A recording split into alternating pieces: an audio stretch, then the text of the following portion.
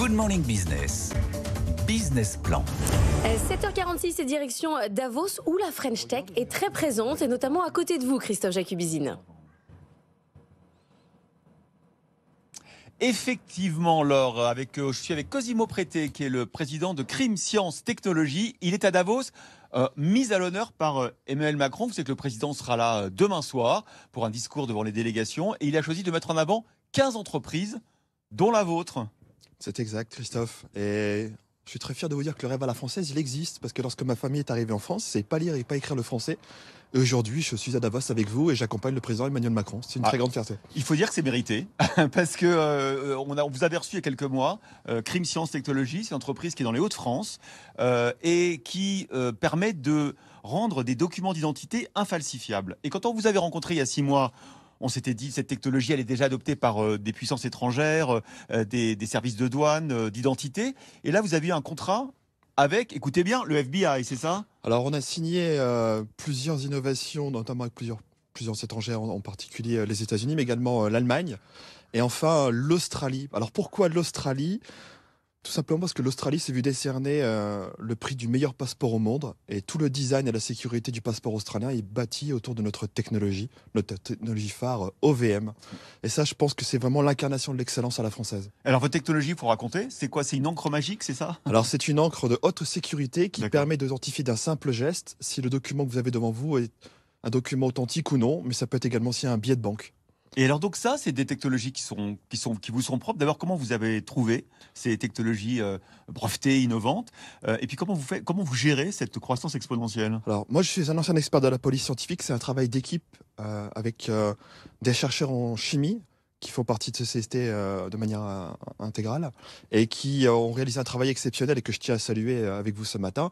Et après plusieurs années de développement technique, on a réussi à mettre au point cette encre de sécurité qui n'a pas d'équivalent sur le marché mondial. Aujourd'hui, la meilleure technologie pour protéger les documents, elle n'est pas allemande, elle n'est pas israélienne, elle n'est pas américaine, elle est française. Et ça, c'est important de le faire savoir. Et aujourd'hui, en termes d'hypercroissance, nous sommes en train de réaliser une levée de fonds. Ouais. On est accompagné par une banque d'affaires qui s'appelle Edmond Rothschild. Ouais. Pour pouvoir justement structurer cette accélération qui est assez spectaculaire. Il n'y a pas de précédent dans l'industrie de sécurité ces 5 dernières années pour aller décrocher des marchés comme ça, aussi exceptionnels. 95% de notre chiffre d'affaires aujourd'hui est réalisé à l'export. Alors, je vois que vous avez un petit coq rouge là, de la French Fab. Ça veut dire que est-ce que la BPI pourrait faire partie de ce nouveau tour de table ? Alors, c'est pas le coq rouge de la French Fab, c'est le coq rouge de la French Tech. De la French Tech, ouais. Aujourd'hui, vous êtes aussi de la Fab. On est à chemin entre les deux. Et aujourd'hui, ce qui est important, c'est qu'effectivement, la BPI peut être typiquement un investisseur... C'est à l'appel du pied que vous faites là, à l'appel de la patte du coq. Je ne sais pas, mais aujourd'hui, on a une notion de souveraineté qui est extrêmement importante pour nous. C'est dans l'ADN de l'entreprise et on a pour ambition d'être une plateforme technologique qui va être le bras armé du ministère de l'Intérieur et qui va aussi équiper et accompagner les imprimeries nationales et les banques centrales qui nous ont encore sollicité très récemment. Alors, justement, il y a un petit hic quand même, il faut quand même le dire, Cosimo, c'est que pour l'instant, la France n'est pas cliente. En tout cas, l'imprimerie nationale, pour les passeports, pour les papiers d'identité, ne l'est pas. Alors, on espère que le fait que vous accompagniez Emmanuel Macron demain et que vous soyez mis à l'honneur parmi les 15 entreprises françaises prometteuses vous donne ce passeport, si je puis dire, ce sésame. Pourquoi est-ce que vous n'êtes pas encore référencé dans notre industrie ? C'est quand même le paradoxe français. Alors, je pense qu'on ne peut pas réécrire l'histoire. En revanche, on peut écrire ensemble l'avenir. Et c'est ça qui est important.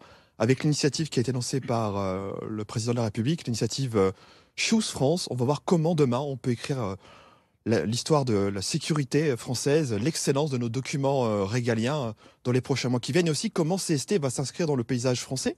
On sait qu'aujourd'hui on a vraiment un déploiement à l'international qui est extrêmement fort. On est dragué régulièrement par des puissances étrangères. Crime Science Technologie, c'est vous. On est dragué régulièrement par des puissances étrangères, dont certaines d'entre elles ont manifesté l'intérêt de racheter notre entreprise. Ah ouais. Non, il ne faut pas. Donc aujourd'hui, on va voir comment on peut écrire l'histoire avec le président Emmanuel Macron, avec la France, avec BPI, pourquoi pas.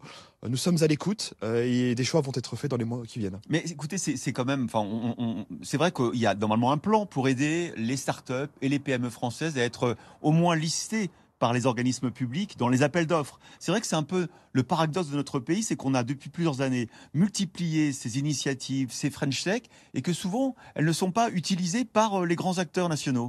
Mais on sent que les choses sont en train de changer. Il y a vraiment une volonté d'accélérer, et c'est tout le travail aussi de Business France, que je remercie chaleureusement pour son accompagnement ici à Davos, de faire le lien entre les grands groupes et les entreprises agiles, les startups. au sens le plus large du terme. Pourquoi? Parce que les technologies de rupture, et là je cite le président de la République, ne se font peu dans les grands groupes. Elles se font dans les structures agiles comme les nôtres. Et il faut réussir à bâtir des ponts. Et je pense qu'on est en train de réussir à poser les premières pierres ensemble. Bon, vous êtes combien de salariés aujourd'hui? Nous sommes 16 salariés. 16 salariés et avec des perspectives, j'imagine, d'explosion du nombre de salariés avec la multiplication des contrats en cours. Bah, aujourd'hui, on est sur une hypercroissance de plus de 60%. Par an. Par an. Bon, mais écoutez, demain vous serez avec le président de la République, nous aussi. On compte sur vous pour être votre propre avocat. Nous, on le sera aussi, notamment grâce à cette émission. Crime, Science, Technologie, entreprise française. Ne la laissons pas partir ni à l'étranger et faisons en sorte qu'elle soit utilisée par les grands groupes et les grands organismes publics français. On est d'accord ou pas? C'est tout ce que je souhaite pour la France. Bon, Cosimo Prété, le président fondateur de Crime Science Technologie, est avec nous à Davos. Voyez Laure, et on fait le boulot quand même. C'est ce que je vois, absolument.